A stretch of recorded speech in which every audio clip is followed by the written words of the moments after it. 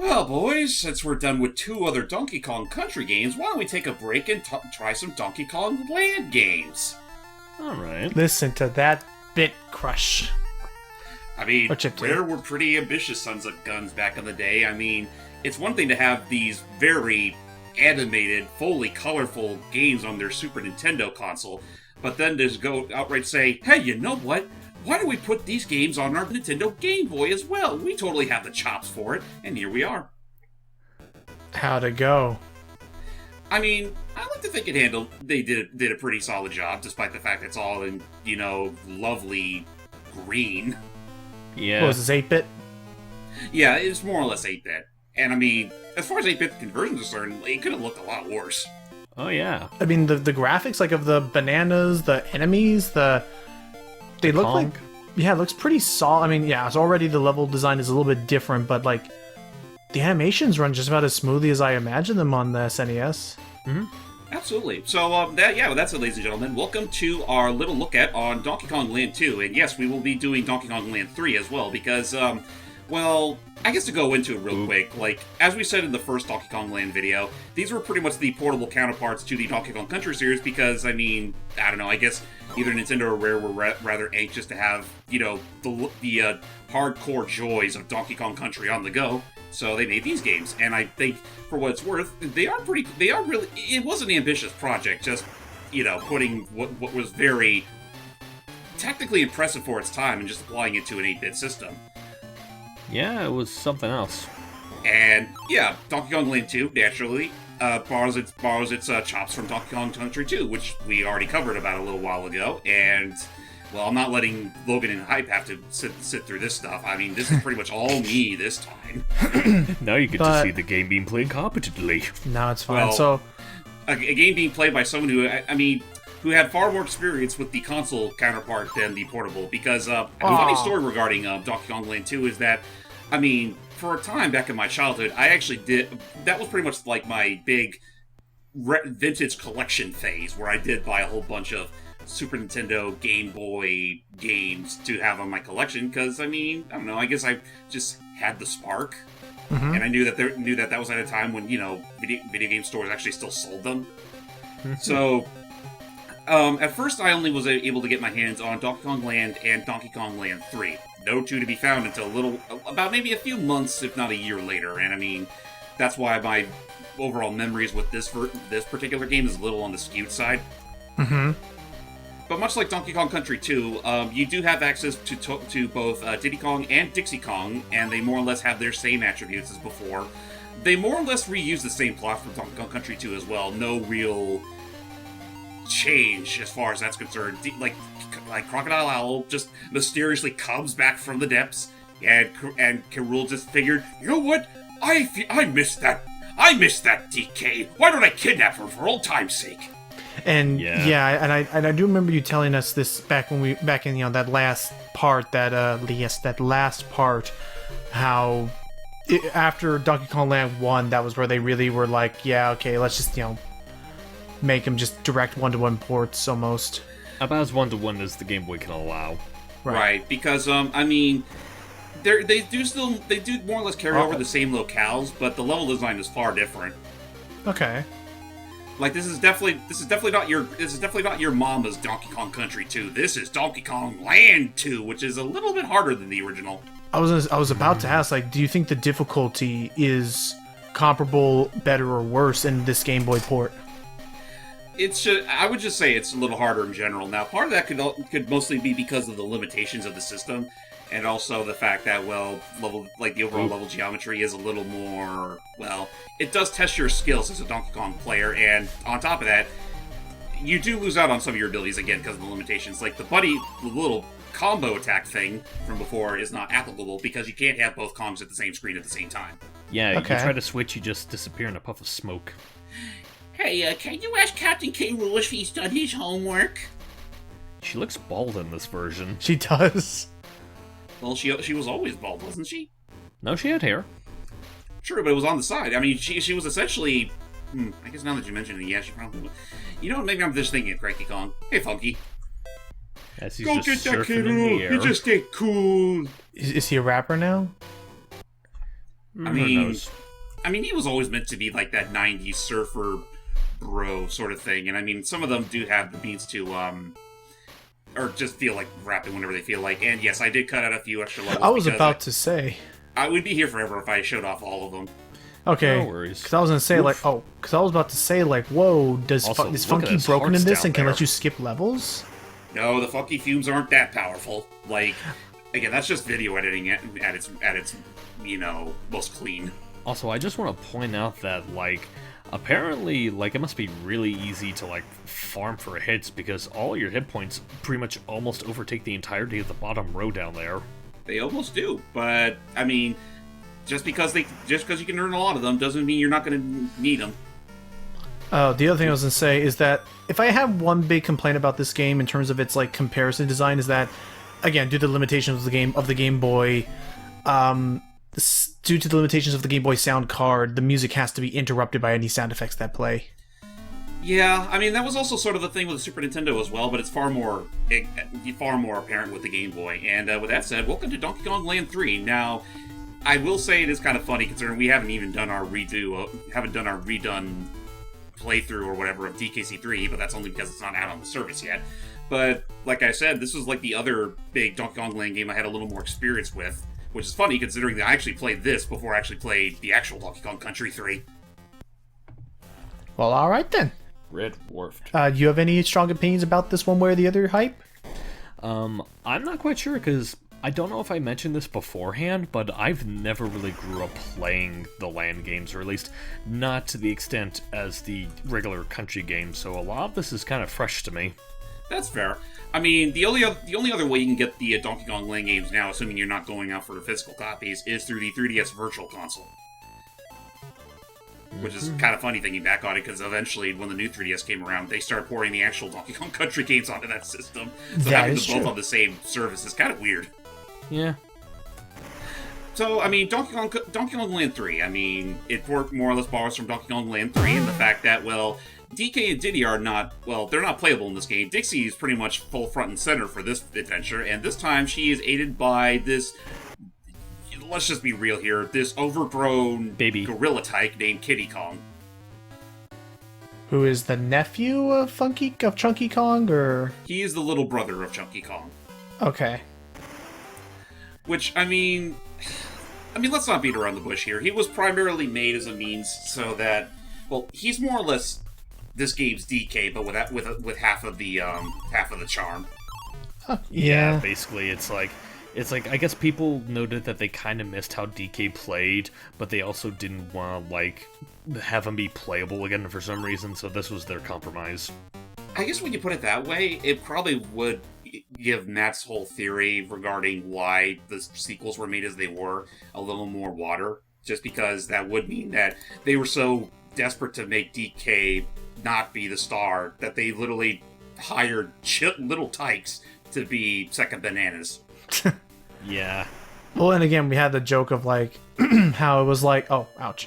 And again, we had the joke already of how they were well, everyone liked Dixie Kong in the first one, so we'll give her a new one and introduce a new character, and hopefully we can make a new game about them. And then it was Diddy, then it was Dixie, then it was cool, we'll make Kiddy Kong. Sorry, Chief, nobody likes him. Oh man, now we gotta cancel our plans for the 64 game. That does make me wonder how things would have gone if there ever was an actual Donkey Kong Country 4 for that system. And it actually makes you... Oh, go ahead. I mean, granted, we already have DK64, which already strive to practically take Donkey Kong Country and make it a 3D game. Mm-hmm. To varying results. It makes me... It also makes me wonder, had his reception been, better, would Kiddy Kong still have actually been a thing? Probably. Maybe. It's possible, because I know he was planned to be in Donkey Kong Racing before that was scrapped. Mm-hmm. That is true, I forgot about that. Other than that, I know he had a cameo in Donkey Konga 2 as one of the little icons you can have representing your name in the score. I think he's I know he's a spirit in Ultimate. I'm trying to think if he appeared in any Smash games outside of being that. Not that I can immediately recall. I mean, actually, it's funny thinking about it, too, because I know Lanky and Tiny got trophies in Brawl. Mm-hmm. Did Or maybe, they still? or maybe Lanky's trophy came in Smash 4. I don't remember. Yeah, it was in Smash 4. Have you ever wanted to know what it's like when a Lanky Kong is literally hand standing on Dr. Light's head? Or do you know Dr. Yeah. Light would make more sense considering he has a chrome dome? Yeah. That is true. Hi, chrome dome! I would. I guess it also depends on the version, because if I'm not mistaken, I think Wily's pose in trophy form is actually different between the 3DS and Wii versions. And he's the only character I know of that actually does that. I mean, beyond the playable characters. Like, that's actually kind of amusing in a way. Like, you have him groveling for mercy in the 3DS release, and then in the Wii U release, they give him his pose from Mega Man 10, I think, where he's literally all happy as can be. Yeah, Right. and he has no teeth, apparently. Thank you, on guard. I mean, he is an old fart. But yeah, I guess in terms of like, I mean, once again, I mean, oh, I can't even Who tell what the the heck I'm looking at there. That's supposed to be Wrigley Kong playing on her in 64. I mean, Oh, I used wait, to be... I never understood what she was doing either when I first played this game, because it looked like she was just taking the biggest power nap of her life. I was gonna be real. It almost looked like she was convulsing. Kind of. I'm gonna be that guy and say, like, I'm surprised that they have her in that form, because she's supposed to be in Ghost. She's supposed to be a Ghost in 3, isn't she? Not yet. No, that was DK64. Like, Yeah, in 3 she's on a rocking chair still. Not entirely. They actually... I'll give Wrigley credit in that they actually have her do multiple things in her little refuge. Okay. Like, either she could be, exercising, because she's into that blasted exercise craze.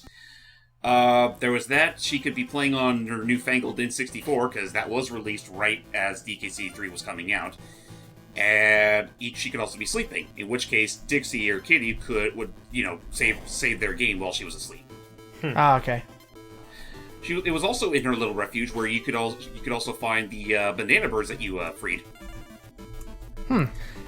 Oh yeah, that's right. DKC3 did weird things.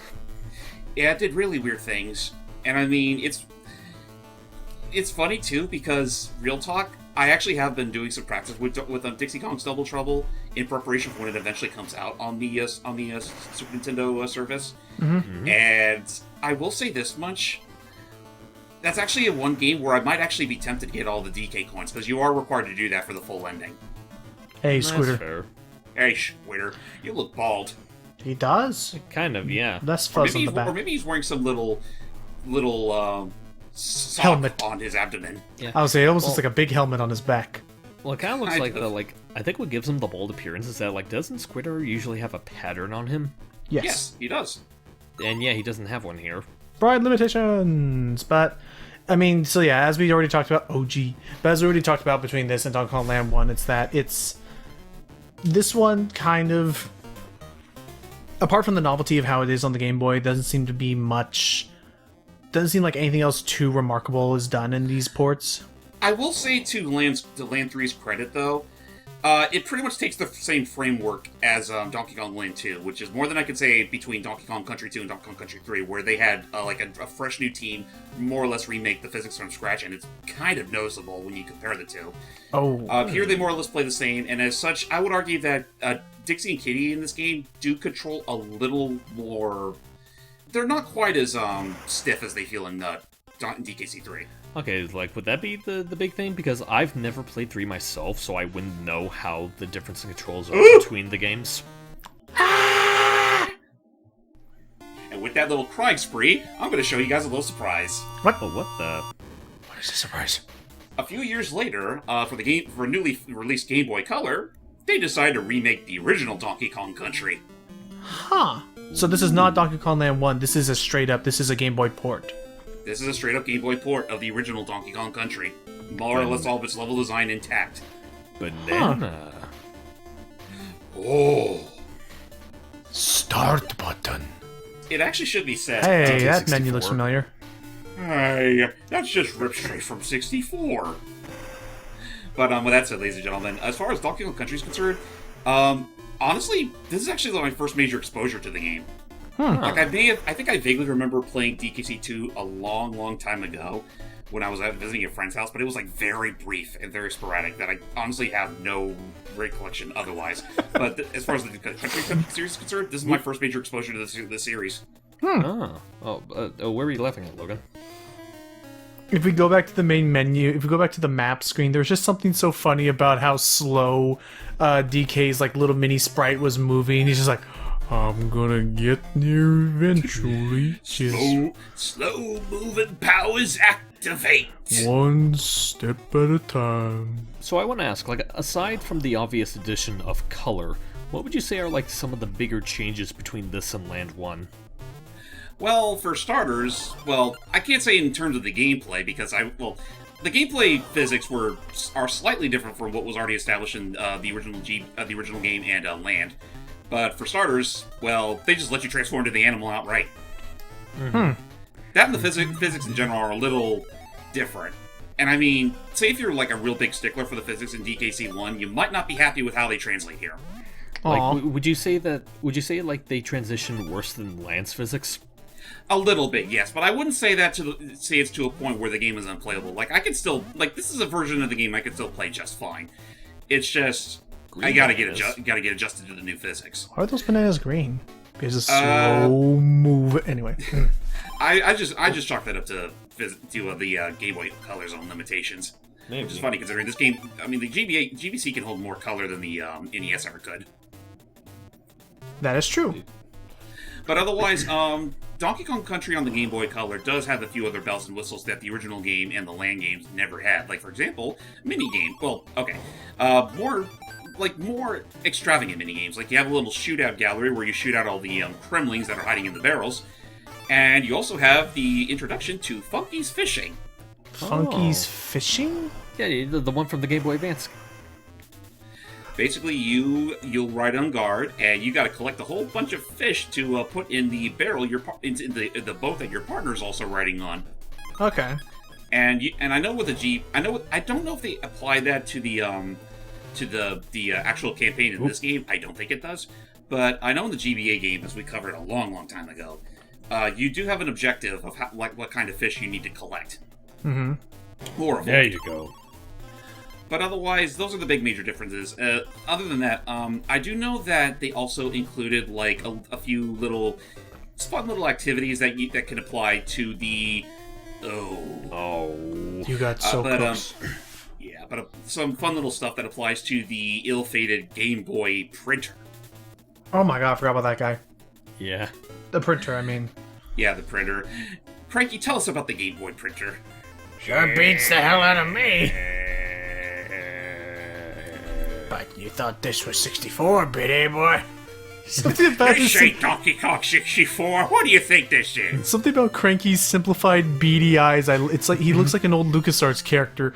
He does actually. A really good gameplay. He'd be right at home in Secrets of Monkey Island. You know what? Seemed the DK there for a second. I think my bone was good enough to have a good game. The video games of my day never had animation like this. Are